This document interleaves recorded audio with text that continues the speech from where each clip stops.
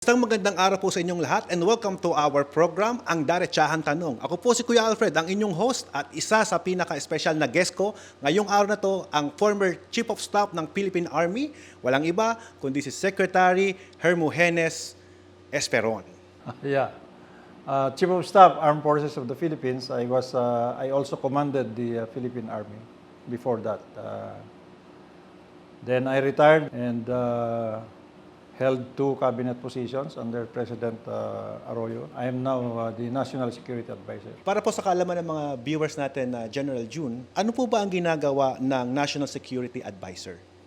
The National Security Advisor passes on advice to the President on things that affect national security. National security is very broad yan, ano? When you define national security, it is the state or condition where the well-being of the people, the sovereignty and territorial integrity, government itself and its functions, its stature as a nation are preserved, are enhanced, and enhanced. So, enhanced, protected, and preserved. So, halos lahat covered ng national security from diplomatic, informational, military, economics, legal, and intelligence. Kasama lahat yan in the things that I do. In other words, aggregator ako, consolidator of things that may be the specialty of many cabinet members, just to see some alternatives on what are the possible courses of action. But I cannot do this without the cabinet members. Kailangan direct link ako sa kanila or I have my own staff to back me up. Ganyan ang gawain natin sa national security. I also serve as Secretariat of the National Security Council, which the President chairs. Siya mismo ang chairman. I have additional tasks. Of course, like I am the Vice Chairman of the National Task Force to End the Local Communist Armed Conflict, where the President is the chairman. Ganon, may mga assignments akong ganon. I also chair the National Task Force for the West Philippine Sea, by the way. So, nasa dagat man tayo o sa katihan, on land, meron tayong laging tinitignan. Yun po yung regarding dun sa Scarborough Show, tama po ba? Yes, that's exactly part of the job. At saka yung ayungin, mga ganon. So napakadami niyo po palang trabaho, sir? Well, just like any cabinet member, maraming trabaho, but we see to it na nakikipag-coordinate tayo para mas madali yung trabaho. Kasi kung sinusolo mo yung trabaho, medyo mahirap. Bukod po sa mga nagawa niyo na po, sa dami na po ng inyong nagagawa ngayon po kasalukuyan ng ginagawa niyo pong trabaho, ano pa po ba yung mga plano niyo po sa hinaharap? Gusto ko lang matuloy itong ginagawa natin sa ginawa ng Pangulo na pagtatag ng National Task Force to End the Local Communist Armed Conflict, where we put all the government agencies in partnership with the local government units and the private sector to focus on ending the insurgency. 53 years na ito eh. So this is the problem that has brought us, given us violence, extortion, armed encounters sa countryside. So, hindi mapalagay yung ating mga lugar na kung saan may impluwensya sila. That's what we want to remove, yung influence ng Communist Party of the Philippines, New People's Army, and the National Democratic Front. Kaya yun ang ating tinututukan ngayon upang matapos na yung kanilang deception and their ambition to take over government through armed revolution or they call it armed struggle, just to romanticize it. Pero ano yan, rebellion with the use of terrorism. I'm happy to announce that in Region 1, where I am the head of the regional task force, we have actually dismantled yung kaisa-isa nilang guerrilla front dito sa Ilocos Sur. Lahat ng members accounted na. May 5 tumakbo doon sa Abra. So practically, Region 1 is now free of insurgency, except for some groups that are members of legal, what they call legal fronts, tulad ng Karapatan. Pero yung sa Region 1, yung kanilang Karapatan group ay sumanib na sa gobyerno. Tinakwil na yung CPP-NPA. Kung mayroon pang konting natitira dyan, but they are very much underground, working on students, recruiting them, trying to recruit them. Pero hindi sila nakaka-recruit dito sa Region 1. Mga rebelde natin, no? So they're trying to communicate sa mga kabataan usually, di ba? Yes, pero na dismantle nga yung guerrilla front sa Ilocos Sur kaisa-isa. So ngayon we are now about to put in their development programs sa mga barangay na kung saan may impluwensya sila dati. Ito yung pinag-uusapan sa Senado na tatapesin daw nila yung budget for that. And so, ang mga apektado yan are not only Ilocos Sur, but many provinces where the NPA used to lord it over.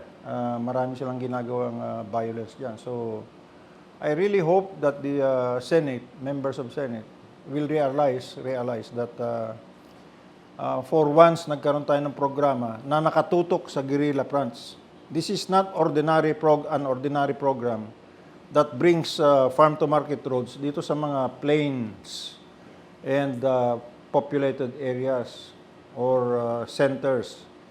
Itong Barangay Development Program ay para doon sa mga guerrilla bases, geographically isolated, kung saan nagpupugad itong mga NPA. Yan ang purpose niyang Barangay Development Program, which the governors and city mayors have asked Senate itself to support. Kaya sana mapakinggan tayo ng Senado na kailangan natin itong Barangay Development Program. Congratulations to us, no? Kasi mayroon tayong naging achievement. Yes. Itutuloy natin dapat yan.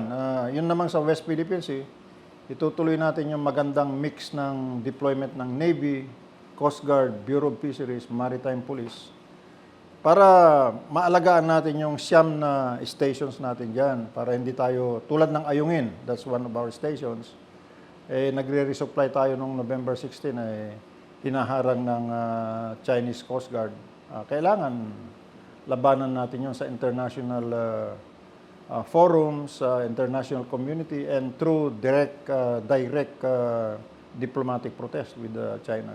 Marami pa tayong gagawin, but in the last 5 years or more that I have been the National Security Advisor, I am happy to have contributed to ending the local communist armed conflict, taking care of our West Philippine Sea, even working on cybersecurity dahil co-chairman din ako ng National Cybersecurity. And of course, anti-terrorism dahil vice chairman din ako ng Anti-Terrorism Council. So, there is so much to do for the security of our nation. And I'm happy that under the leadership of the President ay nabibigyan tayo ng suporta. Yung halimbawa, yung Barangay Development Program, ay siya mismo yung nag-approve ng 20 million per barangay na ibigay mo yan. Kalsada, health station, classrooms, water and sanitation systems, livelihood, electricity. Yan ang mga pinapalagay niya sa barangay na magmula noon pa hindi nakakarating. Mabuti dito sa mga barangays dito sa baba na walang gulo, mayroon na tayong nailagay dyan, pero paano yung mga nasa malalayong lugar? Remote areas. Or yung mga areas na kontrolado ng NPA. Yan ang ating inaalagaan. So yun yung tututukan niyo po right now? Yes, among other things, I hope that we can do more as we enter the last 6 to 8 months of the Duterte administration. May iba ko ng question na General Oh Jun, yes, no? Alfred, all the time. Opo. So, syempre, medyo personal yung questions ko. Yes. Tell me something about you, sir. Ano po ba yung hobbies ninyo? Oh, well, for exercises, I play golf. I read more than usual. Kailangan ko ng maraming information. I love traveling to the countryside also. Tulad kanina, nung nag-i-inspect tayo ng mga COVID vaccination, ay pumunta rin ako sa bukid, yung Daang Kalikasan. Nakapunta na rin ako doon sa Villaverde, yung Maliko. Uh, I also plant corals. I have a coral farm in the 100 Islands. Yan ang ating mga pinagbibisihan o libangan pag Ang wala gandang tayong hobbies ginagawa. Oh. I plant corals and I like to take care of our marine resources. Kaya gustong-gusto ko yung trabaho kasama yan sa trabaho sa National Task Force for the West Philippines. And you also plant the giant bamboos, di ba, sa Maliko? Oh yes, Maliko, giant bamboo doon. Now I'm looking at planting probably some hardwood dyan sa Daang Kalikasan.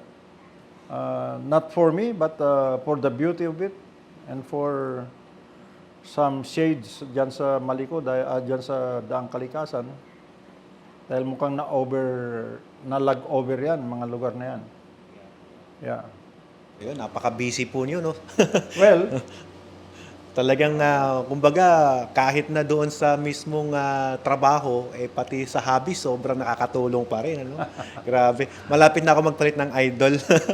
So, knowing him as General John, syempre, first time po na kaming nagkakilala para sa mga viewers natin. So, the more na nakikilala ko sa General John, I more admire him. Lalo kong hinahangaan si Sir. But anyway, thank you. eto, baka mapasyal po kayo sa amin eh. Siyempre, kailangan tanungin ko po ito para alam din ng viewers natin. Ano po ba yung paborito niyong food? Oo, saan bang inyo? Sa Alcala. Ay, sa Alcala eh. Kilala ko ang Alcala eh. Ang food natin parang Ilocano.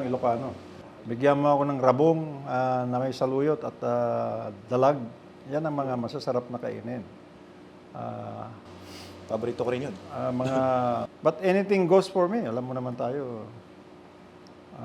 But mostly on vegetables, I'm okay with it. By the way, I just lost 25 pounds through some regimented dieting.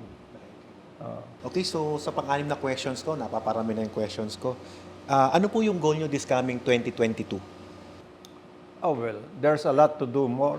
6 months, June 30, 2022. So, I really wish na maibigay ng ating Congress yung pondong kailangan pang-develop ng mga conflicted areas. We want to wipe out the armed group of the Communist Party of the Philippines and the New People's Army. Yun ang pinaka-topmost ko. But I am of course aware of the clear and present danger which is COVID. Kaya kita mo, nandito ako ngayon sa Region 1 para sumama dun sa bayanihan na bakunahan. Dahil maski na anong gawin natin, kung hindi tayo ligtas sa COVID, ay walang mangyayari sa atin. So I'm happy to have joined the launching in Alaminos, in Mga Tarem, in Dagupan City. Tomorrow I'll be in San Fernando. Walang katapusan. Puro kayo biyahe, no? Marami tayong dapat gawin. And then, within the week, I'll also be in Zamboanga to be with the President for the regional meeting of the National Task Force to end the local communist armed conflict. So, tama-tama, to keep us busy. Sobrang busy nga talaga kasi Hindi biyahe naman, ng biyahe. but it keeps us busy in the mind. Okay lang, tama-tama lang. Kasama na sa training natin yan. Mas mabilis pa ang pacing natin nung tayo Chief of Staff ng Armed Forces at saka Commander ng Philippine Army. So, syempre, hindi ko nakukonsumin ng masyado ang oras niya po, General Jun. So, meron po ba kayong mga short message para sa mga viewers po natin? Oh, well, magtulong-tulong po tayo. We are all aware that the clear and present danger is COVID. But we must not forget that the number one political security threat is still the Communist Party of the Philippines and the New People's Army, including its National Democratic Front. Kaya pagtulong-tulungan natin ang mga ito. This has so much to do with nation building. Pagtulong-tulungan natin na mapalakas ang ating bansa, alisin ang mga problemang gumugulo, parang makausad tayo. there are so many good things about the Philippines. Ang laki ng potential. Huwag nating sayangin dahil napabayaan ng COVID, or huwag nating sayangin dahil pinabayaan nating manggulo ang New People's Army. Magtulong-tulong tayo. Wow, sarap. So yun, maraming salamat. I really appreciate your time, General June. Ayan, maraming salamat po. Ayan, so again, kung meron kayong mga katanungan o sa mga tao na gusto nyo pang makilala ng higit, ay pakisuyo, subaybayan nyo po ako sa aking adventure regarding sa mga tao na gusto nyo pating makilala pagdating sa segment na ito. Again, this is Kuya Alfred Maximo at ito po ang Daretsahan Tanong. Thank you and goodbye. Salamat, Alfred. Thank you. Thank you po.